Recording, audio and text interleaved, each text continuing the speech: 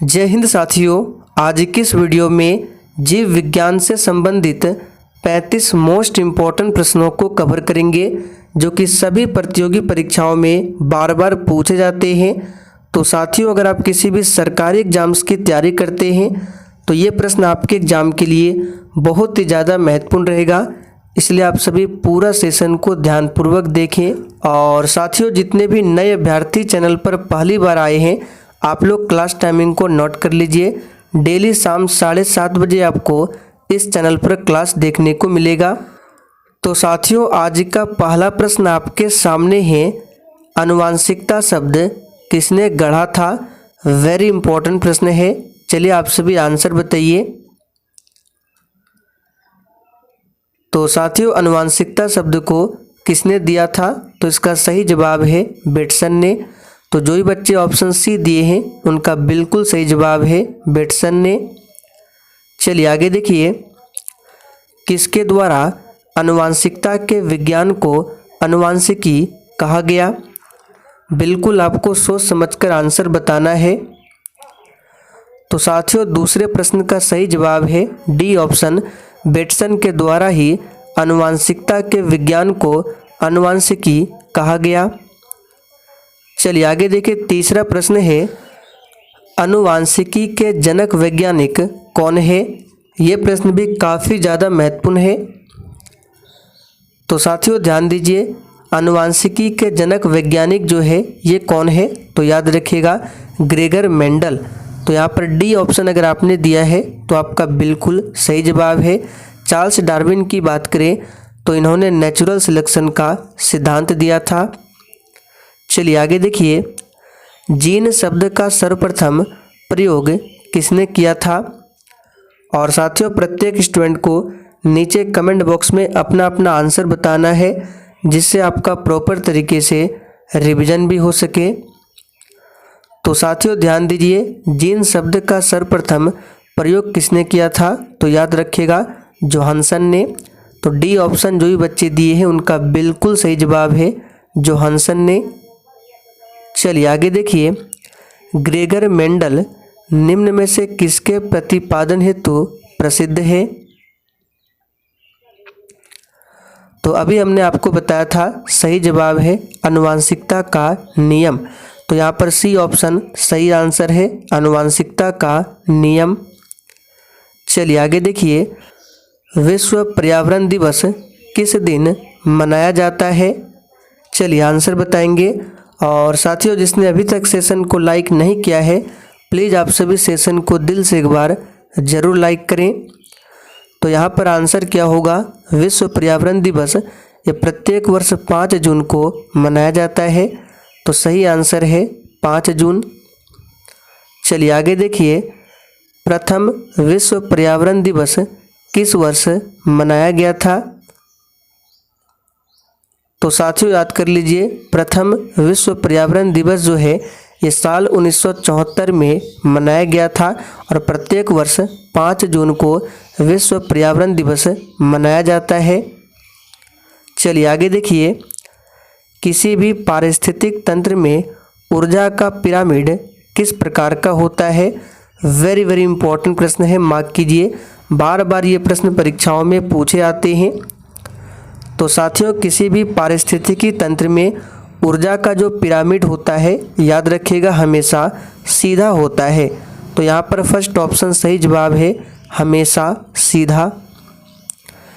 आगे देखिए, कीटों से संबंधित जीव विज्ञान की शाखा क्या कहलाती है। तो साथियों, कीटों से संबंधित जीव विज्ञान की शाखा जो है ये कहलाती है इंटेमोलॉजी। तो यहाँ पर ए ऑप्शन आपका सही जवाब है, इंटेमोलॉजी ध्यान रखना है। ऑर्निथोलॉजी के अंतर्गत पक्षियों का अध्ययन किया जाता है। जंतु तथा उसके आसपास के वातावरण संबंधी अध्ययन को क्या कहते हैं। तो साथियों ध्यान दीजिए, जंतु तथा उसके आसपास के वातावरण संबंधी अध्ययन को बोला जाता है पारिस्थितिकी। आगे देखिए, मांसपेशियों का अध्ययन करते हैं। तो साथियों यहाँ पर 11वें प्रश्न का सही जवाब है मांसपेशियों का अध्ययन मायोलॉजी के अंतर्गत किया जाता है। तो यहाँ पर बी ऑप्शन आपका सही जवाब है। और माइकोलॉजी के अंतर्गत किसका अध्ययन होता है? तो कवक का अध्ययन माइकोलॉजी के अंतर्गत। चलिए आगे देखिए, जनसंख्या का अध्ययन क्या कहलाता है? तो साथियों बहुत ही सिंपल प्रश्न है। जनसंख्या का अध्ययन जो है ये डेमोग्राफी कहलाता है। तो यहाँ पर डी ऑप्शन आपका सही जवाब है, डेमोग्राफी। विकास का सिद्धांत किसके द्वारा प्रतिपादित किया गया था? तो साथियों विकास का सिद्धांत जो है ये चार्ल्स डार्विन के द्वारा प्रतिपादित किया गया था। तो यहाँ पर डी ऑप्शन आपका सही जवाब है। चलिए आगे देखिए, आधुनिक एंटीसेप्टिक सर्जरी का जनक कौन है? वेरी वेरी इंपॉर्टेंट प्रश्न है, इसको भी मार्क कीजिए। तो साथियों आधुनिक एंटीसेप्टिक सर्जरी का जनक कौन है? तो याद रखिएगा सही जवाब है लिस्टर। लुई पास्चर ने किसकी खोज की थी? चलिए आप सभी 15 के लिए आंसर बताएंगे। लुई पास्चर ने किसकी खोज की थी? तो याद रखिएगा रेबीज के टीके की खोज की थी लुई पास्चर ने। तो सही जवाब है सी ऑप्शन। प्रथम एंटीबायोटिक की खोज किसने की थी? तो साथियों प्रथम एंटीबायोटिक की खोज किया था अलेक्जेंडर फ्लेमिंग ने। तो यहाँ पर सही जवाब है डी ऑप्शन। आगे देखिए, पेनिसिलिन की खोज किसने किया था? तो साथियों पेनिसिलिन की खोज जो है ये किया था अलेक्जेंडर फ्लेमिंग ने। यहाँ पर बी ऑप्शन आपका सही जवाब है। मानव शरीर में कोशिकाओं की खोज किसने की थी? तो साथियों यहाँ पर 18वें प्रश्न का आंसर क्या होगा? मानव शरीर में कोशिकाओं की खोज किसने किया था? तो रॉबर्ट हुक ने। और किस वैज्ञानिक ने खोज की थी कि मलेरिया जो है मच्छरों द्वारा होता है? तो साथियों ये खोजा था किसने? रोनाल्ड रॉस ने।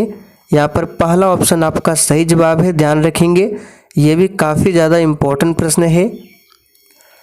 चलिए आगे देखिए, रक्त समूह का आविष्कारक कौन है? रक्त समूह यानी कि ब्लड ग्रुप। तो ब्लड ग्रुप का पता लगाया था कार्ल लैंड स्टीनर ने। यहाँ पर सही जवाब है फर्स्ट ऑप्शन लैंड स्टीनर ने। विलियम हार्वे ने रक्त परिसंचरण तंत्र का पता लगाया था। चलिए आगे देखिए, फेफड़ों को ढकने वाला आवरण क्या कहलाता है? तो बहुत ही ज़्यादा इम्पोर्टेंट प्रश्न है। फेफड़ों को ढकने वाला जो आवरण होता है ये प्लूरा कहलाता है। यहाँ पर बी ऑप्शन सही जवाब है, प्लूरा। दांत का शिखर किसका बना होता है? चलिए और साथियों सेशन के लास्ट में आप सभी को कमेंट करके अपना अपना स्कोर ज़रूर बताना है। तो दांत का शिखर जो है ये इनामेल का बना होता है। सही जवाब है सी ऑप्शन। जन्म के बाद मानव के किस ऊतक में कोई कोशिका विभाजन नहीं होता है? बहुत ही शानदार लेवल का प्रश्न है। तो साथियों यहाँ पर 23 का आंसर क्या हो जाएगा? याद रखिएगा तंत्रिका। जन्म के बाद मानव के तंत्रिका ऊतक में कोई कोशिका विभाजन नहीं होता है। चलिए आगे देखिए, प्लाज्मा में जल का प्रतिशत कितना होता है? तो काफ़ी ज़्यादा इम्पोर्टेंट प्रश्न है। यहाँ पर 24 का आंसर हो जाएगा। प्लाज्मा में जल का प्रतिशत 90 होता है, यानी कि 90% तक प्लाज्मा में वाटर होता है। चलिए आगे देखिए, रक्त एक प्रकार का क्या है? ये बहुत ही सिंपल है। रक्त का पीएच मान 7.4 होता है जो कि क्षारीय प्रकृति का है। और रक्त एक प्रकार का क्या है? तो याद रखिएगा संयोजी ऊतक है। यहाँ पर डी ऑप्शन सही जवाब है, संयोजी ऊतक। कोशिका में पाया जाने वाला आनुवांशिक पदार्थ क्या है? तो साथियों कोशिका में पाया जाने वाला जो आनुवांशिक पदार्थ है ये है डीएनए। यहाँ पर फर्स्ट ऑप्शन सही जवाब है डीएनए। आगे देखिए, प्रयोगशाला में सर्वप्रथम डीएनए का संश्लेषण किसने किया था? काफ़ी महत्वपूर्ण प्रश्न है, आंसर कीजिए फटाफट से। तो साथियों, प्रयोगशाला में सबसे पहले डीएनए का संश्लेषण किया था खुराना ने। तो याद रखिएगा, हरगोविंद खुराना आपका सही जवाब है। मलेरिया परजीवी तथा अमीबा को किस श्रेणी में रखा जाता है? और साथियों, जिसने अभी तक सेशन को लाइक नहीं किया है, फटाफट से आप सभी सेशन को लाइक करें। तो देखिए, मलेरिया परजीवी और अमीबा को रखा जाता है प्रोटोजोआ के श्रेणी में। यहाँ पर पहला ऑप्शन आपका सही जवाब है। निम्नलिखित में से किसकी आकृति निश्चित नहीं होती है? चलिए आंसर कीजिए, इनमें से किसकी आकृति निश्चित नहीं होती है? तो याद रखिएगा, अमीबा की आकृति निश्चित नहीं होती है। यहाँ पर डी ऑप्शन आपका सही जवाब है। अमीबा का प्रचलन अंग क्या है? तो साथियों ध्यान दीजिए, अमीबा का प्रचलन अंग होता है कूटपाद। यहाँ पर सी ऑप्शन आपका सही जवाब है, कूटपाद। आगे देखिए, चप्पल की आकृति का जंतु कौन सा है? तो साथियों यहाँ पर 31 का आंसर है बी ऑप्शन, पैरामीशियम। पैरामीशियम की जो आकृति होती है चप्पल के आकार का। हरा प्रोटोजोआ के नाम से जाना जाता है। चलिए फटाफट से आंसर बताइए, हरा प्रोटोजोआ के नाम से जाना जाता है। तो याद रखिएगा, यूग्लिना। यूग्लिना जो है ये हरा प्रोटोजोआ के नाम से जाना जाता है। चलिए आगे देखिए, पौधों और जंतुओं के बीच की योजक कड़ी के रूप में जाना जाता है। तो काफ़ी ज़्यादा महत्वपूर्ण प्रश्न है, याद कर लीजिए, यूग्लिना। यहाँ पर बी ऑप्शन आपका सही जवाब है। मनुष्य के शरीर में एंट अमीबा हिस्टोलिटिका कहाँ पाया जाता है? तो साथियों, मनुष्य के शरीर में एंट अमीबा हिस्टोलिटिका ये पाया जाता है आंत में। यहाँ पर पहला ऑप्शन आपका सही जवाब है, आंत। चलिए आगे देखिए, मलेरिया बुखार पैदा करने वाला प्रोटोजोआ कौन सा है?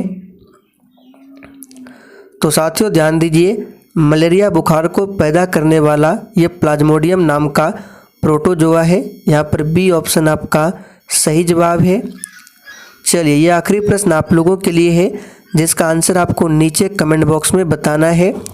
अंतर्राष्ट्रीय योग दिवस कब मनाया जाता है? इसका आंसर आप सभी को कमेंट बॉक्स में बताना है। तो चलिए साथियों, आज के लिए इतना ही। तब तक के लिए जय हिंद।